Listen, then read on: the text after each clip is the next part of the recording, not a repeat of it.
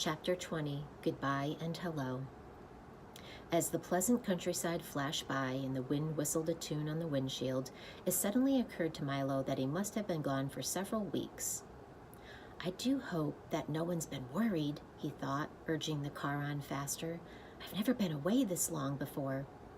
The late afternoon sun had turned now from a vivid yellow to a warm, lazy orange, and it seemed almost as tired as he was.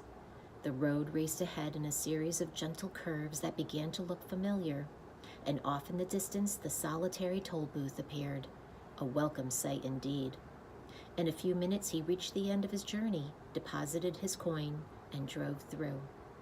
And almost before realizing it, he was sitting in the middle of his own room again. "It's only 6 o'clock, he observed with a yawn, and then in a moment he made an even more interesting discovery. "And it's still today! I've been gone for only an hour!" he cried in amazement, for he certainly never realized how much he could do in so short a time. Milo was much too tired to talk and almost too tired for dinner, so without a murmur he went off to bed as soon as he could. He pulled the covers around him, took a last look at his room, which somehow seemed very different than he'd remembered, and then drifted into a deep and welcome sleep. School went very quickly the next day, but not quickly enough, for Milo's head was full of plans, and his eyes could see nothing but the toll booth and what lay beyond.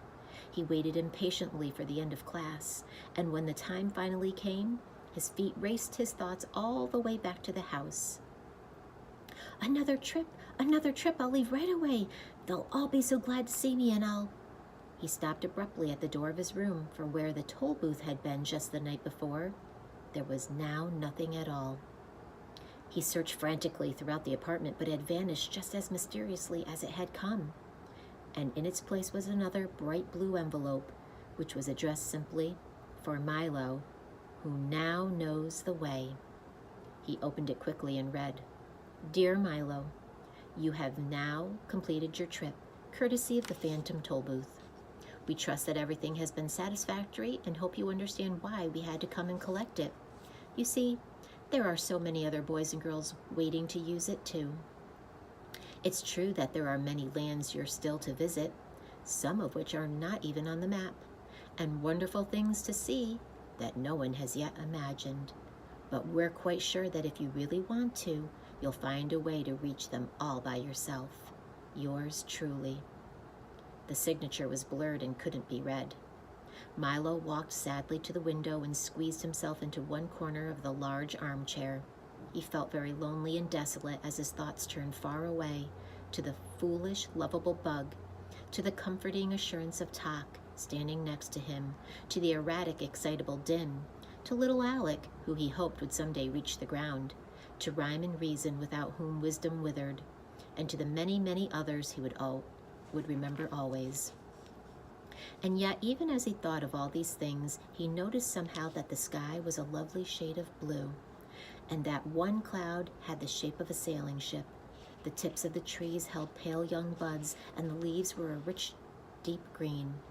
Outside the window there was so much to see and hear and touch, walks to take, hills to climb, caterpillars to watch as they strolled through the garden. There were voices to hear and conversations to listen to and wonder, and the special smell of each day. And in the very room in which he sat, there were books that could take you anywhere, and things to invent and make and build and break, and all the puzzle and excitement of everything he didn't know, music to play, songs to sing, and worlds to imagine and then someday make real.